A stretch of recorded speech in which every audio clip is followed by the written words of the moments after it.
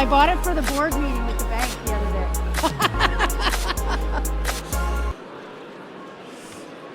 Good morning. If I could have your attention, please.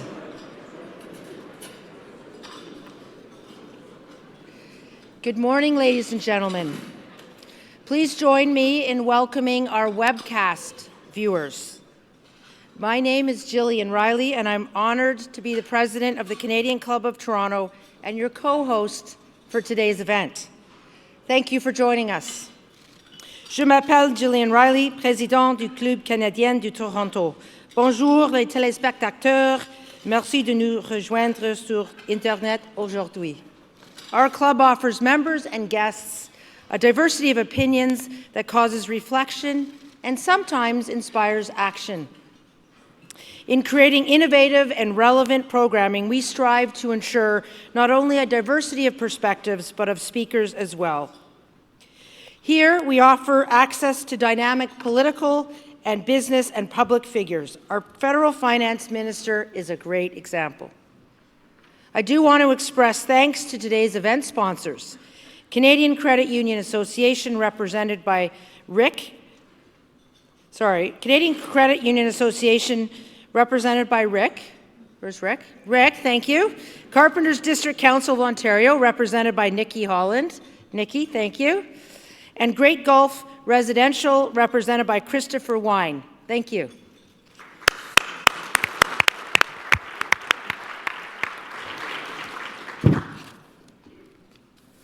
Let me just remind you, if you have any questions, please jot them down on the Q&A cards that will be provided at your tables, and our volunteers will collect them. Today, we are very pleased to welcome Canada's Finance Minister, the Honourable Bill Morneau, to offer details on his third budget, just tabled 2 days ago. The Finance Minister has appeared on several occasions at our joint events with the Empire Club to provide financial updates or to present details of the government's annual budget. His presence is always welcomed and much appreciated. We like that you use our podium to outline the fiscal strategies that your department plans to implement to support economic growth and development in this country. The theme of gender equality in the budget has not gone unnoticed. What a breath of fresh air. By way of background, it might interest you to know that the federal minister was once a member of the Government of Ontario's Pension Advisory Council. In 2012, he was appointed Pension Investment Advisor to Ontario's Finance Minister. Minister Morneau co-authored a book, The Real Retirement, and has authored numerous articles on public policy issues. And of course, he was also head of Morneau Chapelle prior to being elected to Ottawa. Minister Morneau will share some budget 2018 insights with us and then sit down with Amanda Lang, anchor BNN Bloomberg. Amanda, of course, is an award-winning journalist and author and a former director of the Canadian Club. We are lucky to have her, and she often comes to our podium.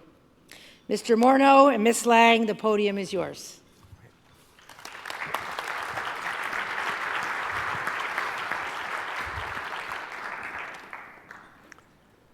Good morning. Thanks very much, Gillian, for introducing me. It's really a pleasure to be here. I'd like to thank, I guess, both Gillian and Barbara from the Economic Club and the Empire Club and the Canadian Club for hosting this morning. I have the great opportunity to talk about what of course I believe is an important milestone in our plan to make a difference for Canadians this morning. But I'm also really pleased to be in Toronto to talk to people that I've known for many years, as well as some people who've come from other places to be here. So I see the former Premier Christy Clark from British Columbia, so it's very nice to have you here. We share one thing. My head of communications and someone who's going to be taking a really important role with me at the Minister of Finance role in Ottawa is the former head of communications for the British Columbia government, Ben Shin. So I get to hear lots of stories about British Columbia, which are mainly all good, just so you know. I also see some other people here that I know. I see Paul Spafford over here. So when you're in the role of Minister of Finance, you get these errant emails every once in a while with ideas and advice. So, send them on. Paul sends them to me on quite a regular basis. And I apologize, Paul, I don't always reply, but you can consider today's speech a reply to your most recent long email about our government's economic policies. So it's really a pleasure to see so many of you here this morning. I terrified my wife this morning because we were in the car coming down here, and she looked at the piece of paper I took out of my top pocket, and it's this piece of paper. She said, "Oh my God, you're giving a speech for 20 minutes with that piece of paper." And I said to her, if I haven't figured out what's in the budget by now, we are all in very deep trouble. So I want you to know before I start with Amanda this morning that it's an auspicious week for Amanda Lang. She's getting married on Saturday, which is... Thank you. So this is my way of buttering her up to ask really nice questions later. Anyway, I know she doesn't want a stressful week, so we'll keep it very, very low-key. So it's truly the case that I have a privilege to be here in front of you, acting as your Minister of Finance. We have been working hard over the last few years to make an important difference in our economy, but most importantly, an important difference in the lives of Canadians. I think you've probably read some of the coverage around our budget this year. It's really one that's focused on how we can make a lasting difference in our country by thinking about how we can give all Canadians a real and fair opportunity for success. We realize that not everyone does get that in our economy as well as we do. I think the example I like to give people about how much the next generation is ahead of us is one from my house. A couple weeks ago, I was at home and all my kids are away at school. I was walking around our house because Nancy was not there, and when you're alone as a dad in the house and all your kids are gone, you're sort of lonely. And I walked by one of my daughter's rooms and I saw a sign behind her bed, which I hadn't noticed before, and it was a handwritten sign. And on the sign it said, "We cannot all succeed if half of us are held back." And for me, it was a blinding flash of the obvious. What she was saying was that, in fact, if we have a situation where women and girls don't have the opportunities that men and boys have, we can't possibly meet up to our full potential. So I thought my daughter was pretty smart, and then I came to my office and my team told me that, in fact, it was a Malala quote. But nonetheless, she was quoting Malala, which I think is a good thing. And it really gave me something to frame what we're trying to do. We are really trying to think about how we can deal with some really significant long-term challenges that our country faces.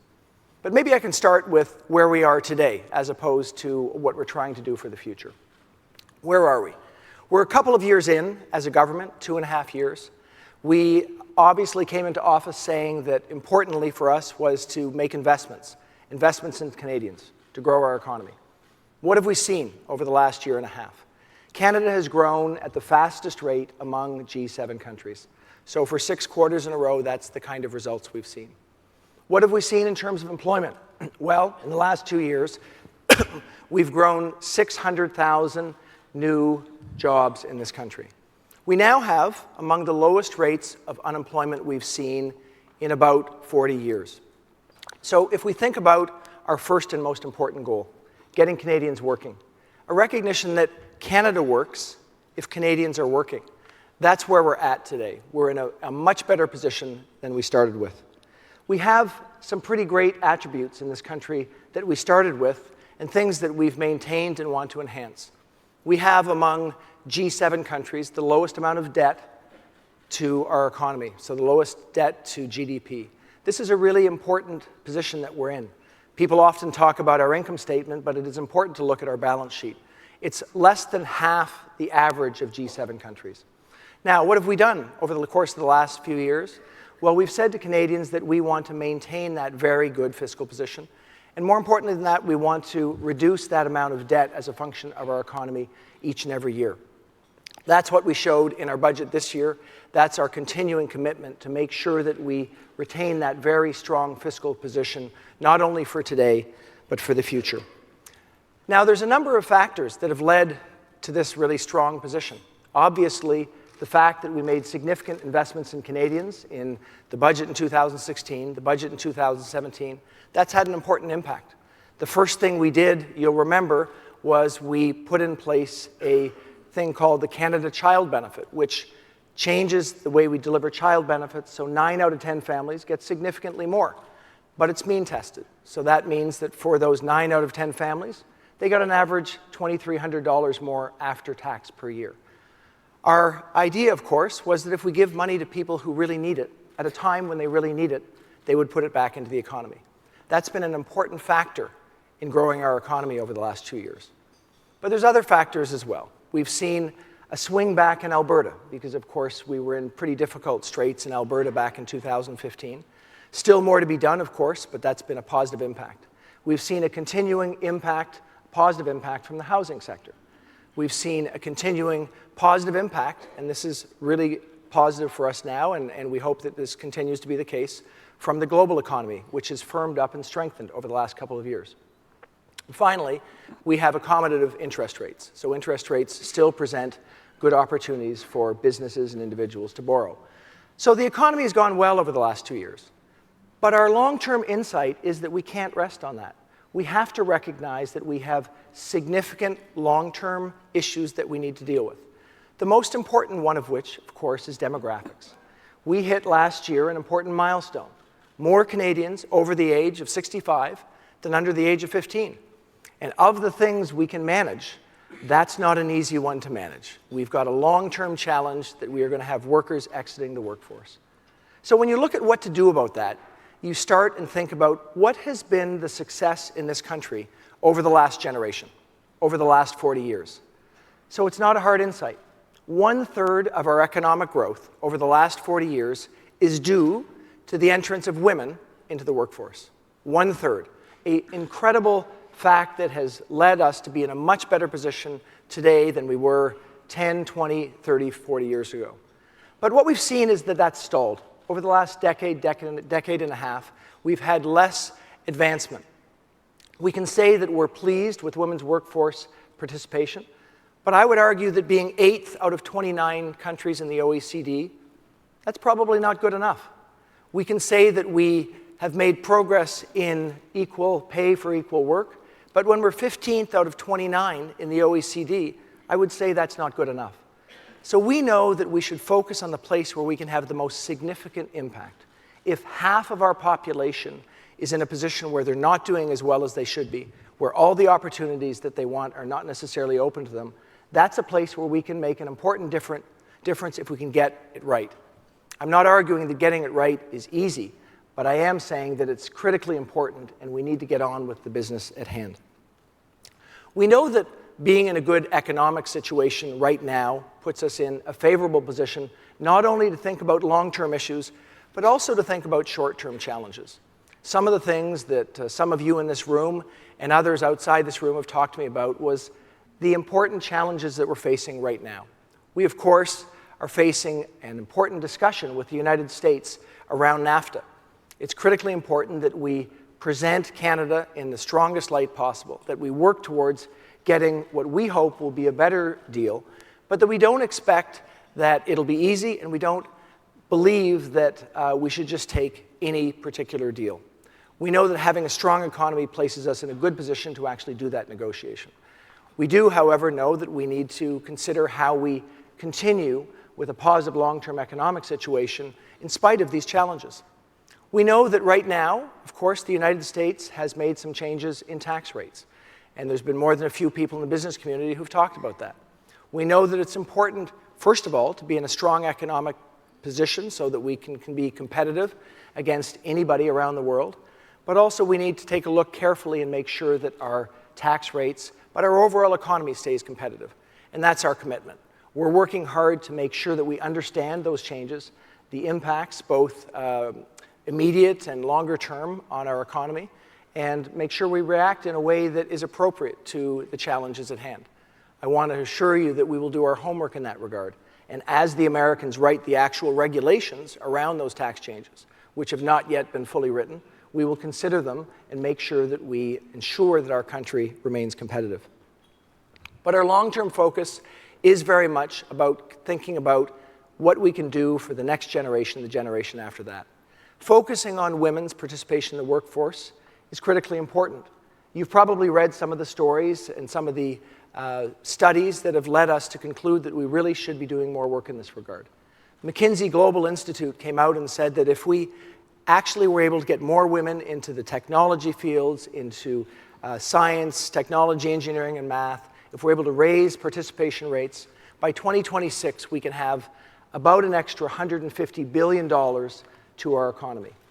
Now, putting that in context, that's an enormous number. Our economy right now is about $2.2 trillion, so you can do the math. What RBC talked about in one of their studies was if we had better workforce participation, full workforce participation of men and women at an equal rate this past year, our economy would have been 4% better off.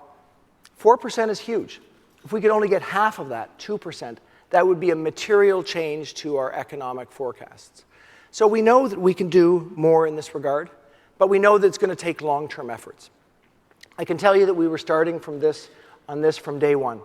The Canada Child Benefit, which I talked about, which provided more money to families, it's true that on average it gave 9 out of 10 families $2,300 more after tax. But what it did was for single women who were parents, who earn on average under $60,000 in this country, gave them about $9,000 per year. So $9,000 to consider how they're going to raise their kids, what they're going to do with childcare, the things that matter most to them and their family. That was a starting point for us. 2017, we said there's more that we need to do to get at real challenges. We put in place a $7.5 billion plan over 11 years for childcare. What we said we were going to do is negotiate with the provinces to figure out how best to deliver childcare across our country. And what we've seen over the last year is that we've got now 9 agreements between provinces and territories, and they're all different. Each province has taken a slightly different approach to how to deal with childcare. So we've given the provinces the ability to tailor it by local needs and challenges. In some provinces, it's training more childcare workers. In others, it's more rural spaces. In others, it's more opportunities for people to have urban childcare spaces in their environment. So starting down that path was important, but also recognized that we need to deal with some other things. We put in place last year a national housing strategy, which is now being rolled out across the country, recognizing that especially for families that are in a challenging position, we need to deal with the affordable housing challenge, especially in some of our cities where that's a big problem. So it's a $40 billion plan with the provinces to roll out, to create more spaces, to renovate existing spaces. We've also put in place rental construction financing, so organizations like Great Gulf here can have the access to financing through the CMHC that will allow for more rental units to be built over the course of the future. This year in our budget, we decided to put more money in that regard. We had last year $2.5 billion in capacity for the CMHC. It was oversubscribed. From our standpoint, this is great news. It means people are going to build more rental facilities across our country. So we put another $1.25 billion of capacity in our budget this year, which will create another, we estimate, 14,000 rental spaces across our country. These are enormous initiatives to make a difference for families, to make a difference for especially families that are in a most challenging position, and that will have a differential impact on women. This year, we said we need to keep down this path. Of course, the acknowledgement that women share a greater burden of the raising of children is an obvious one. We said that there's something we can do in that regard. In Quebec, they've put in place over the last few years a position where they can have the second parent in a 2-parent family take 5 weeks off that's use it or lose it. So if they want to take that parental leave, they can take an extra 5 weeks. And if they don't take it, the couple loses it. What's happened in Quebec is that's meant that 80% of couples actually both take time off for parenting duties. In the rest of the country, it's 12%. We want to nudge families to make sure that they're actually sharing parental responsibilities more evenly.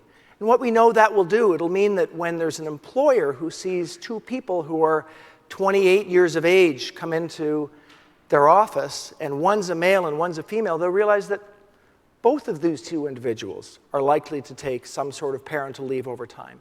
Both of these people are going to have some sort of responsibility for parenting so that we can drive long-term change in attitudes, creating more opportunity for women to get back into the workforce, yes, but changing behavior among employers as well. And I know that many of you in this room do a huge amount in your organizations to actually increase women's participation, to ensure that your workforce is fair. Well, I'd say that what we're trying to do federally is encourage that behavior to see if we can all together do more to make a real difference on what is an important opportunity for our country. We've said many other things in terms of helping women are a real challenge. We recognize that there's not as much opportunity for women entrepreneurs. So this year we said, not only do we expect the Business Development Bank of Canada to help with mentoring women entrepreneurs, not only did we put money into our regional development agencies so women entrepreneurs can benefit from accelerators and incubators, but we put in $1.4 billion of financing at the Business Development Bank of Canada so women-led businesses can get more access to finance. Our observation was they weren't getting nearly as much as men-led businesses were. 1 out of 6 businesses are female-led businesses, but they're not experiencing the same level of success. So more money for access to capital there, more money as well through the Export Development Corporation. What I can tell you is that we believe that these initiatives over the long term will have an important impact. But of course, they're not the only things in our budget that we're very focused on the long term. We know that having the kind of innovative society we all want means we have to have a robust research and science environment. We know that being successful over the long term, innovation comes from great ideas, from a place where people can get the kind of education they need, but also the opportunity to use that education in a way that will drive not only new science, but new innovation and eventually growth. So we've made the largest investments in fundamental research that we've ever had in this country. It's significant in terms of the opportunities for young researchers. Over $3 billion of investments in fundamental science. Importantly, what we heard from the Naylor report, which we commissioned last year, was that we needed more opportunities for young researchers, more opportunities for interdisciplinary research, and more opportunities to bring women into the research field because we were seeing too much of the granting money going to the people who'd been there for a long time. They're obviously very successful, but we might not be getting the new, exciting opportunities.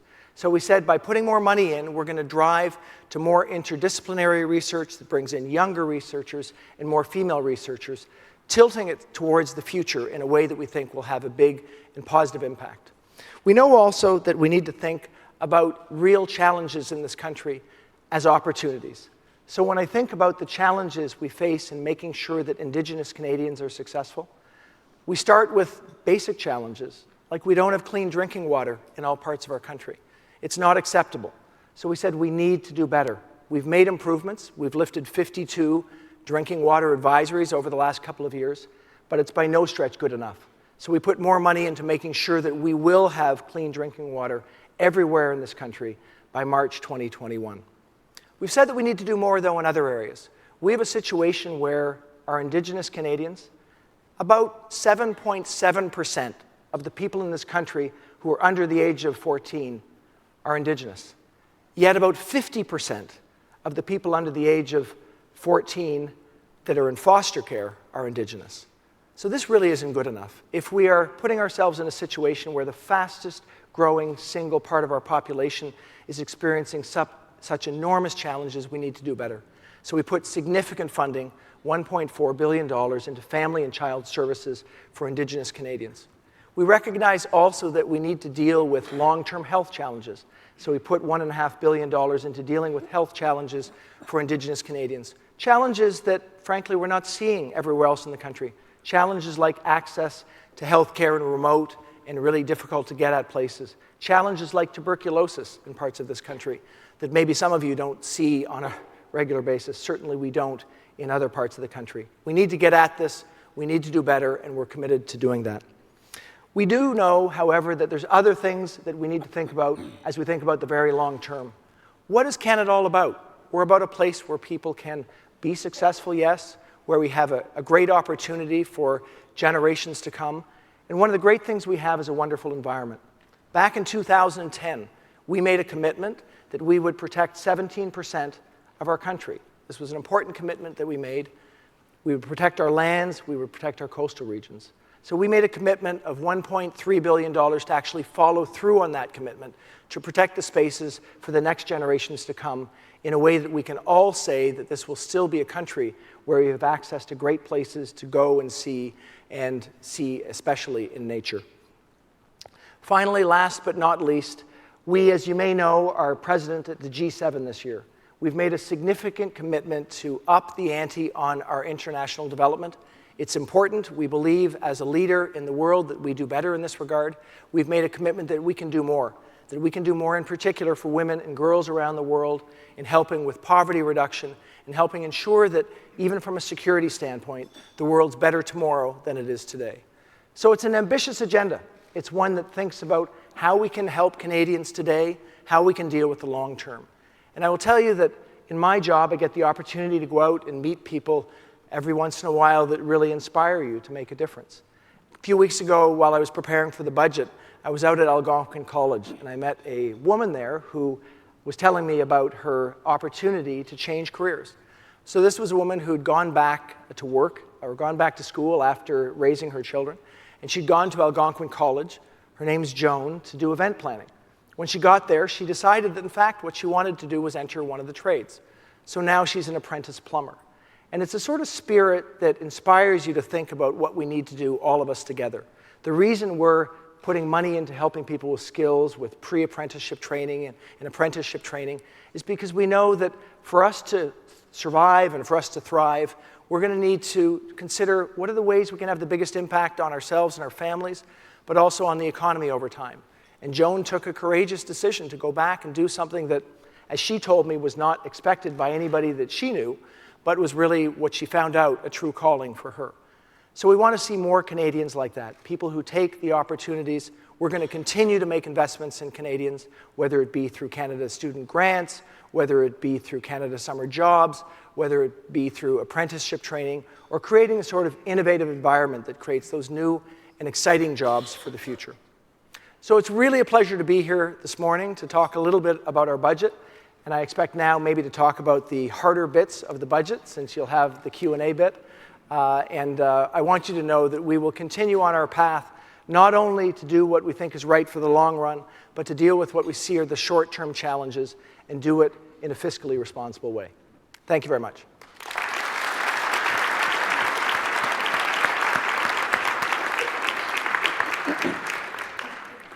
Thank you, Minister.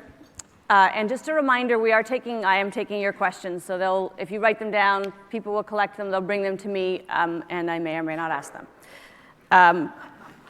You did warn me you were going to go longer than you were supposed to. Did I go much longer? You went way over your time. Oh, man.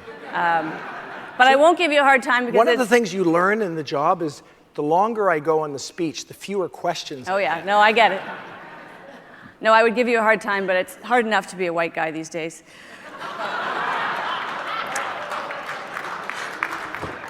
And I won't actually raise the point that was raised the other day in the media that we've never had a woman finance minister in this country. Well, you know, are you going to run? No. So you talk about a budget that's reflective of Canadian values, and I think most people could look at this budget in that lens, that there is a lot in it that is about taking care of one another.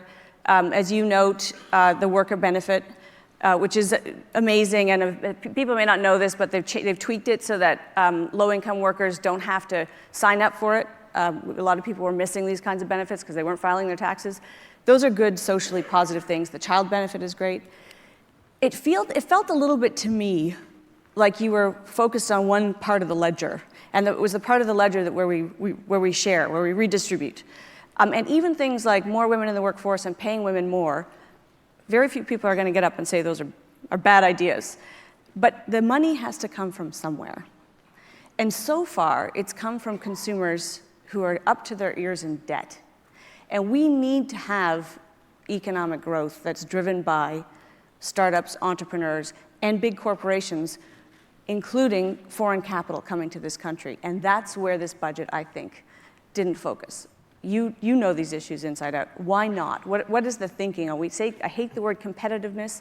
I don't know what it means until it shows up on the bottom line. But we know we're in a bit of trouble here. And I think this is a room full of people who need to know that answer.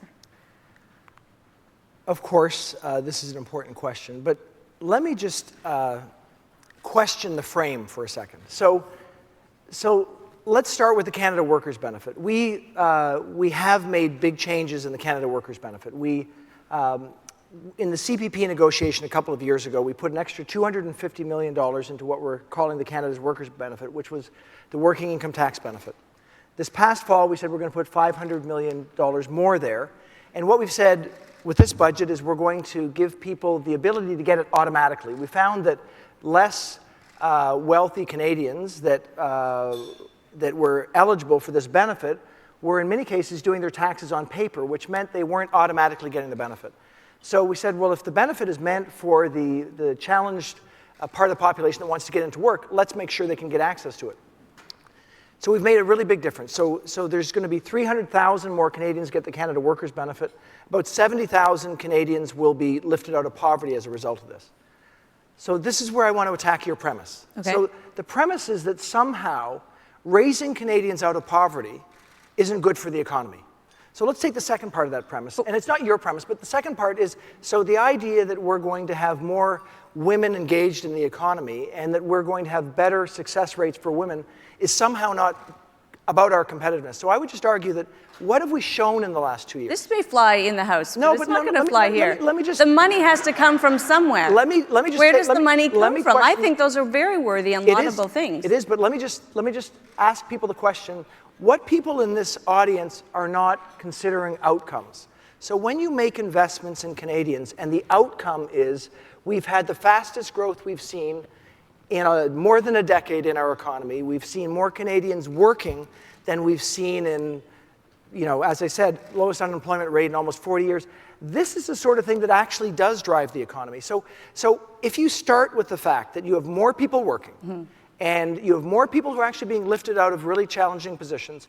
And by the way, those people actually put much more of the money back into the economy than people like me, being realistic, because as a percentage basis, if I'm getting more money, it's 100%. Not necessarily going in.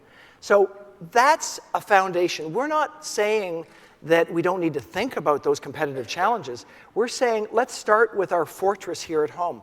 If we have low unemployment rates, if we have an economic growth that's strong, let's be proud of where we're at. This is the best economy we've seen in a long time. So now, what are we going to do with that really great economy? And thank you, Christy Clark. Yep. What we're going to do with that really great economy is we're going to face up to those big challenges. So it's true that we need to deal with those challenges. And what I would argue is everyone here in this room knows what a balance sheet is and knows what an income statement is. Our balance sheet is great. It's the best in the G7. We're getting it better each and every year, which allows us to be resilient to face up to those challenges. Okay. And that's what we're going to do. Thank you for getting to the income statement. Because I want to stop on the balance sheet again. Well, I know you do. I know we're supposed to look at net debt to GDP, but I don't want to. I want to look at deficits. Because, and this is a simplification that will drive some people batty, but I don't care. A deficit represents overspending. We make a pledge with you. We send you X amount of tax dollars. And what we're saying to you is, there's the pool. That's the kitty. To show us what you can do with that. And you're saying indefinitely, it's not enough. We're going to borrow against it. So I agree that investing in, you can't disagree, that investing in better health, better lives, better jobs for Canadians has a very virtuous circle, and we all benefit and the economy grows. But unless the funding for that begins to come from the private sector, and not, so far it's been public sector debt and consumer debt. We need the private sector to be growing. So let's go back to tax reform, US tax reform. I don't think, was it even on the table for you to lower taxes in this budget for corporate? I don't think it was. Did it even cross your mind that? Is that the question we're going to get to? That's my question, yeah. So, did you think about it? We, first of all, I guess what I would say is, having run a business, I didn't consider the entire competitive framework about taxes. What did I start with? I said, do we have a strong, well-educated workforce? Do we have the kind of ecosystem, including science, including innovation, that makes sense? Do we have the kind of institutions that are strong and resilient, including the banking sector that's kept us in a strong position for years? Do we have, as I said before, a good balance sheet? Yes, taxes are an important part of that. So we, of course, need to remain competitive. But what we won't do is we won't react in any sort of knee-jerk fashion without fully understanding the ramifications. We have the lowest tax rate for small businesses among G7 countries. We are in a situation where the US tax rate, yes, has changed. So the top corporate tax rate has gone down to an average of about 25.8, when we're at about 26.8. So yes, they're now in a situation where it's about 1 percentage points less than us. There's a lot of details to figure out because they've changed their ability to actually expense their interest charges. They've changed a number of other details, and many of the regulations are not written. So what I would say to everyone in this room and what I would say to anybody in the business community is we know that having a competitive tax environment is important. We know that none of you would expect in your businesses that you would come to conclusions without doing your homework. If you did, you'd lose your investors. And we're not going to do that on behalf of you. We're going to make sure that we actually do our homework and get it right. So to the extent that we conclude, and that conclusion has not been made, that there's a competitive threat as a result of taxes, we will take a look at that threat. But I don't want anybody to sort of slag our country and say that what we win on is the basis of the lowest tax rates. Because if that were true, then there'd be other countries that can go lower than us. We do have the highest educated workforce among the OECD. We do have really great attributes in this country that we know we can expand and do better with. And we can exercise the sort of opportunity that we have in things like fundamental science and research that will lead to better things for our children and for our grandchildren than we have today through opportunities that will be right here in Canada. That's what we're thinking about. Short term is important. We also need to keep our eye on the long ball. We have a question here about, as one might expect, small business tax reform. Obviously, a terrible time for you in terms of presenting. It felt a little bit like, Mom and Dad, I have cancer. Nope, I'm just quitting med school. Because what I'm hearing from the small business community is this is less bad. It's less horrible than it was before. But you did take a lot of consultation on this. Do you feel like you've landed in a place that is what you want? You're satisfied with this? We think we landed in the place where we wanted to land in, of course. But let me take you back. So what did we announce last summer? We said to ourselves that we'd seen a rapid increase of people privately incorporating. It's happened over the course of the last decade. And in many cases, people were privately incorporating because there were big tax advantages. We know that we want to have small businesses that have the opportunity to invest and grow. But we don't want people just to incorporate so they can share their income with someone who's not involved in their business or defer a huge amount of tax. So we said we need to get this right. Where did we land? We landed that if you're in a small business and your children or your spouse have nothing to do with the business, then you can't lower your taxes just because you happen to have children. We landed in a place where now we've said if you have a significant amount, millions of dollars of passive investment income in this private corporation that's not being invested back into the business, then you're not going to have the small business tax rate anymore.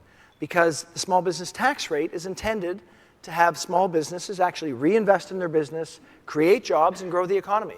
So if you are in a situation where your business is earning $500,000 a year and you have millions of dollars in passive investment income, you should expect that you won't be seen as a small business anymore. So I think we landed in the place that does what we said we wanted to do. Encourage small businesses to be successful, but don't have a situation where a small number, and impacted private corporations is about 2%, have significant advantage not as available to everybody else. It was, of course, a challenging fall. Politics is a rough sport. I've learned that things don't have to be true. Why I would never run, Minister. Yeah, there you go.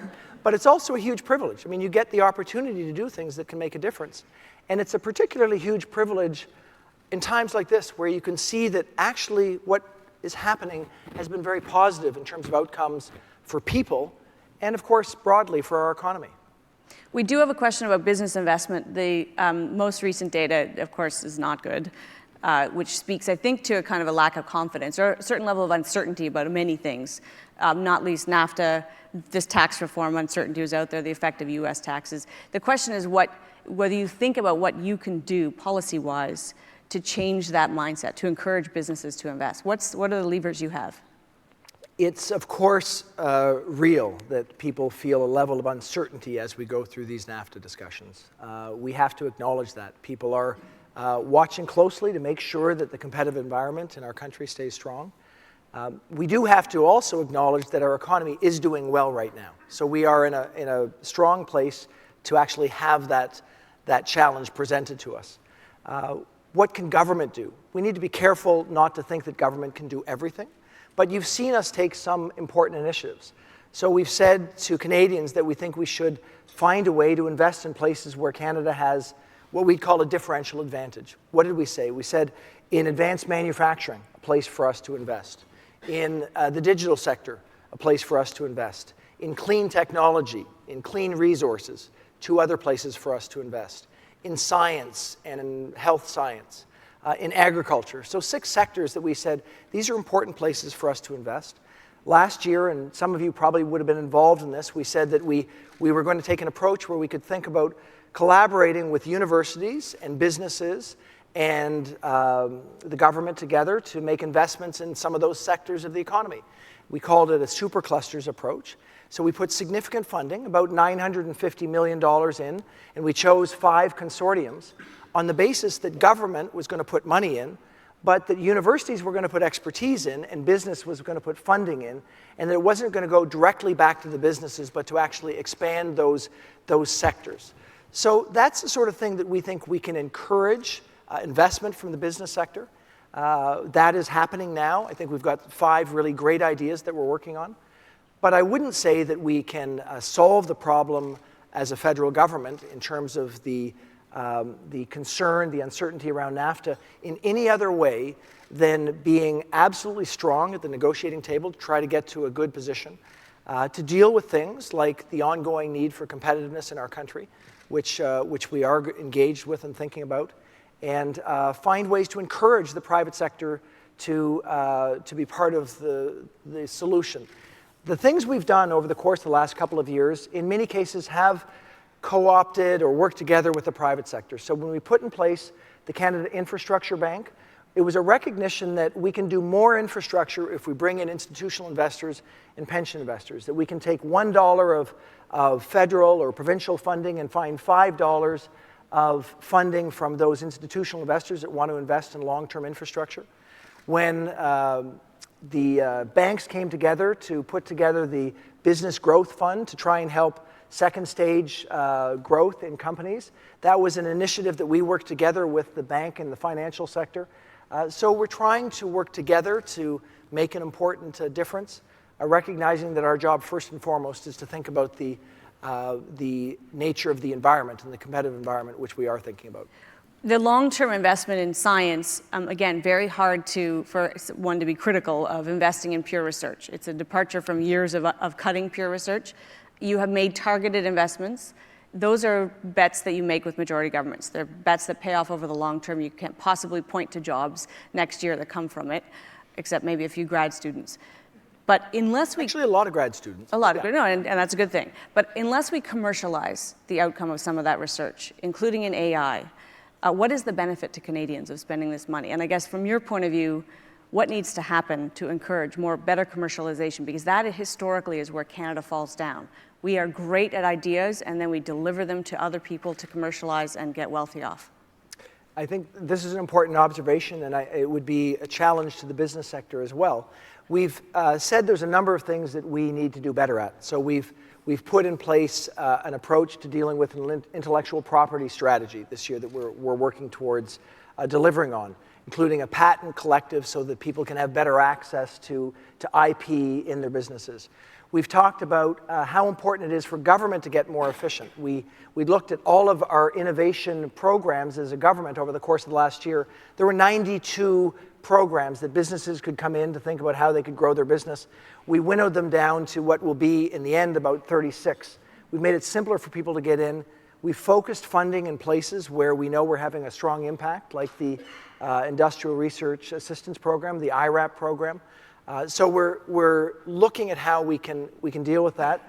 We've also said that we want to now deal with regulation. We want to see if we can simplify regulation in this country. We've identified some sectors, the transportation sector, the health bioscience sector, as two obvious ones where we can look at, the agricultural sector as well. So we're going to try and winnow down the number of regulations as well, which should enable business. But you're right, commercialization is a challenge in this country. A starting point is having the investment in fundamental research. Another important point is to make sure that you fund for the costs, the administrative costs, which we did increase funding for that as well, so institutions can support their researchers. But there will always be more to do in this regard. And I do think that as a country, we have an opportunity to do better. Arguably, one of the limits to our competitive ability, the reason that our businesses aren't more efficient and productive, has to do with internal trade issues, province-to-province barriers. And that is something that it's not in the federal government's mandate, but I watched the pipeline dispute going on between Alberta and British Columbia, and I'm wondering whether the federal government has been reluctant to play the strong leadership role it needs to play for Canadians.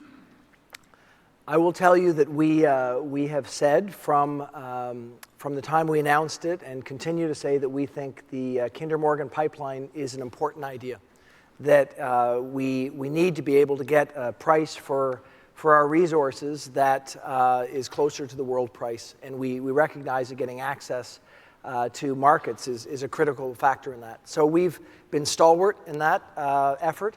What I can tell you is that we have been engaged in this discussion. So everything that happens in government you don't actually see on the front page of the paper, so you know. So we have been engaged in these discussions to try and make sure that we resolve this challenge.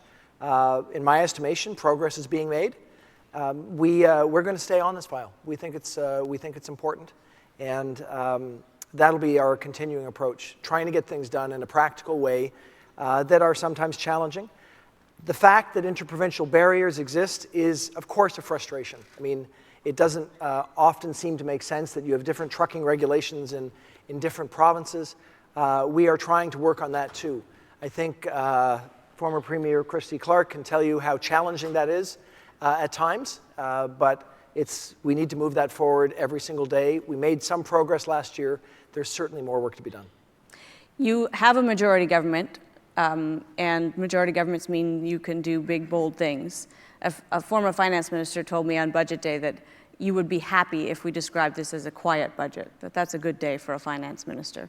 I'm not sure you would agree with that, but what is the big vision in not for the government, but for Bill Morneau as finance minister? You've been there long enough, you get the game. You may only have a year and a half left to do what you can do for Canada. What is it? Well, let me start by agreeing with that former finance minister. I was out talking to the... okay, then I'll say it was Carol Taylor. Okay. I was mentioning to the young people who were taking all of our badges when we came in, I said, I'm not on the front page of the paper today, so it's a really good day. We had one day, and we announced what we're trying to do, and now the policy experts are writing articles about the things that we're trying to achieve. And that's, we hope, the way it should be. We've said this is the direction, the course we want to chart, and people are now examining the details of the policy prescriptions. So what is it that I want to achieve? I mean, I think I don't see myself as different from the government in this regard. If more Canadians can feel more success from a high level of economic growth, that's the outcome that we're trying to achieve. It's not the opposite, a higher level of growth so that it might trickle down. We do need to think about what people send us to government to do, and it's about making their lives and their families' lives better. And that means not thinking just about any particular subset. So when you look back and say, what can you be really proud of? If 600,000 more people are working, if we have more people that are able to get to university and not be left encumbered with significant financial debt, if we have more opportunities for those people to have really great careers that actually stimulate great growth in this country. I mean, it's not any one individual measure of absolute success, but those are the sort of markers that, you know, for my kids and for hopefully all of your kids, that'll make this country better over the long term. And then there's the other things that we're trying to do as a government. We want to have an environment that's strong for years to come, of course. We want to make sure that we don't leave people behind that that we can't leave behind because it's the wrong thing to do. So there's many goals, but that big fundamental goal of getting people engaged and active is really the first order of business. All right, we're at time, but you went over, so am I.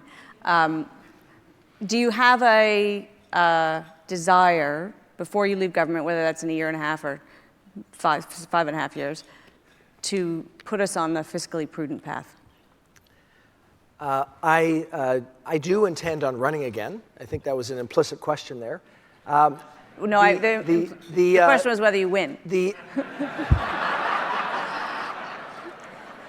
Well, I think that part of the answer is about winning. You said, do we intend to put Canada on a fiscally prudent path? And I think what the answer is, and what I would hope people would take away, is that if our economy is growing at the fastest pace we've seen in more than a decade, if we have the lowest unemployment rates we've seen in coming on 40 years, if we have a continuing lowest level of debt as a function of our economy among G7 countries, and if that's getting lower every single year, which it is, that is a fiscally prudent path. I would say that the frame that you're talking about, that austerity versus investment frame from the last election campaign, we've said that making investments works. And by the way, it's working. So we are seeing ourselves growing the economy and finding a way to actually maintain that growth. I would argue that the opposite tack of making cuts would actually have the opposite impact of actually lowering our growth and putting us in a worse financial situation. So fiscally prudent means doing the things that are going to grow the economy, make things better for people, and by the way, it'll make it better for all of us at the same time. Even if you're running deficits? The point here is that we're moving on a path that's fiscally responsible, and I think that not everyone in this room is going to go back and say, you know what, I'm going to get rid of my mortgage now. They're going to say that, you know, I'm going to manage this over time in the way that makes most sense, because that's the way I should best manage my financial affairs, and that's exactly what we're doing.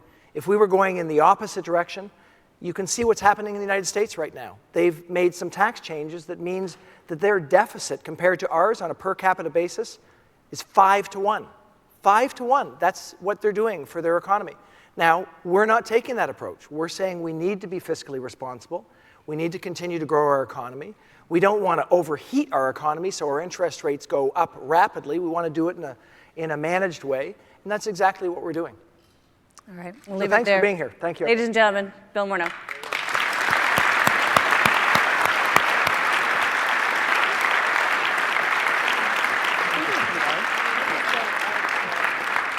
You want us to go down?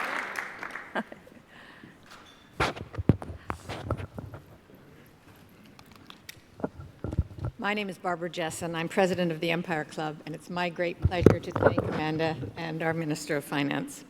Amanda, first of all, thank you so much. You're tough in a very nice way.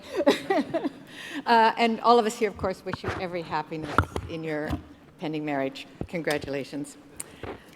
There's no role in government more important to the future of our country than the finance portfolio. Our finance minister must balance the often competing interests of his fellow cabinet ministers, regional and provincial concerns, private enterprise, private lobbies, citizen action groups, public sentiment, along with his own goals and the long-term vision and goals of the Prime Minister. For good measure, throw in the sometimes volatile currents that can assault us from outside our boundaries, and somehow you have to find a way and find the resources to pay for it all and guard the public purse in the process. And now, of course, the finance minister must incorporate into his considerations a broad understanding of financial matters that exist in a virtual world outside his direct control, as well as the recent introduction of a revolutionary new currency, Bitcoin, and the blockchain, the next global disruptor. Canadians owe you an enormous debt of gratitude for your courage in stepping up to the plate during these most challenging times. We wish you success as you put your plans for our nation to work. Bonne chance avec la réalisation de votre stratégie. Thank you for honoring a long-standing tradition of joining us all at this special joint session of the Canadian Club and the Empire Club of Canada, and sharing with us your thoughts and your budget for the year ahead. I also want to express a sincere thank you to our sponsors. We couldn't make occasions like this happen without you, and we're particularly grateful for this morning's support.